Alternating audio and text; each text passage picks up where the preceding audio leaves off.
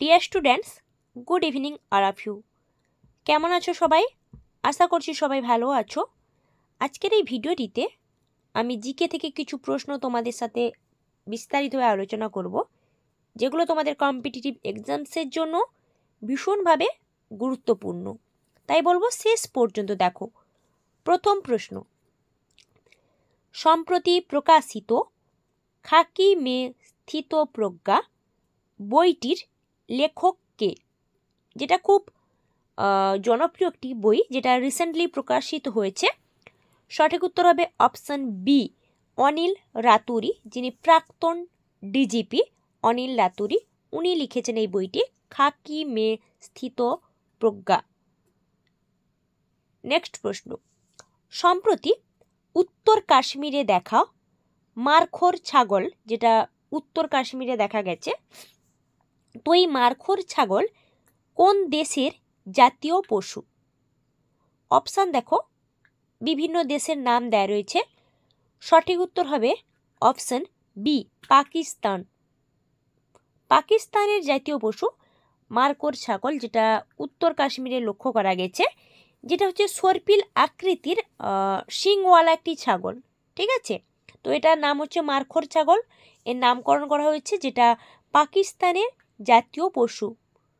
Next প্রশ্ন, হেলমান্দ প্রদেশ কি চাষের জন্য বিখ্যাত? হেলমান্দ প্রদেশ, দেখো অপশান কি রয়েছে, দেখো হেলমান্দ প্রদেশ যেটা আফগানিস্তানে রয়েছে। ঠিক আছে, আফগানিস্তানের হেলমান্দ প্রদেশ, যেটা মূলত আফিম চাষের জন্য বিখ্যাত। অপশান বি, হেলমান্দ প্রদেশে আফিম চাষের জন্য খুবই বিখ্যাত। ঠিক আছে, তাহলে অপশান বি আফিম হচ্ছে আনসার। চলো পরের প্রশ্ন যাব। কি বলেছে? বাংলার নদী পথের মানচিত্র কে তৈরি করেন? নদী পথের মানচিত্র, অপশান দেখো কি রয়েছে। সঠিক উত্তর কি হবে? সঠিক উত্তর হবে অপশান সি, রেনল্ড সাহেব।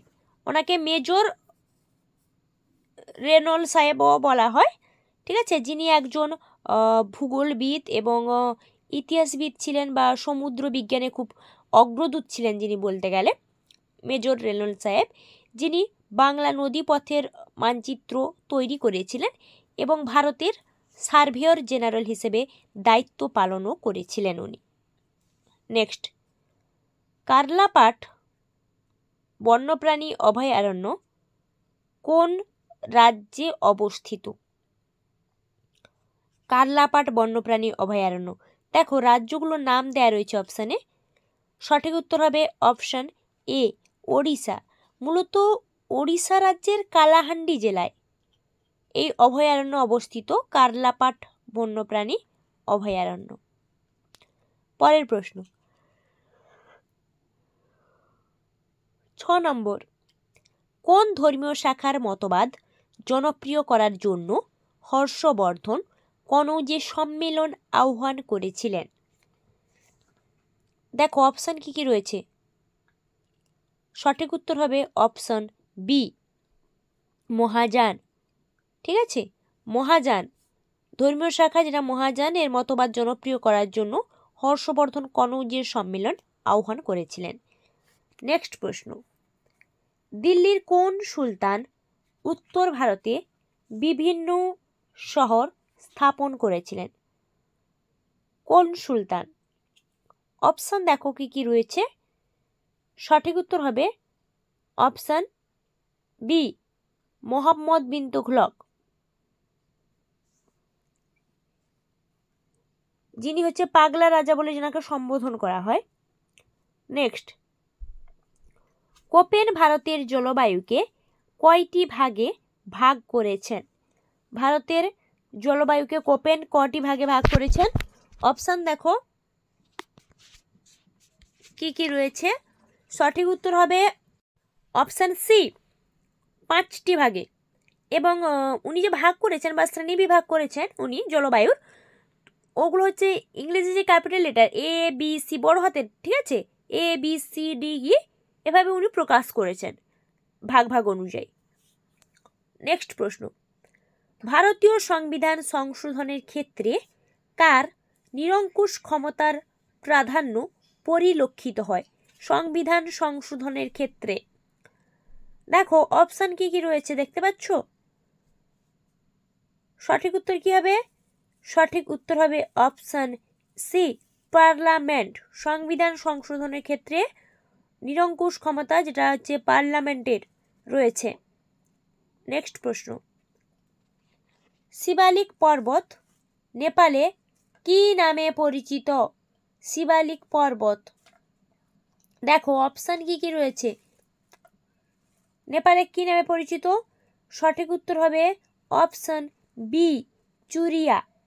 ঠিক আছে, অনেকে আবার চুরিয়াও বলে, এভাবে বলা হয় শিবালিক পর্বত যেটা নেপালে চুরিয়া নামেও পরিচিত। পরের প্রশ্ন,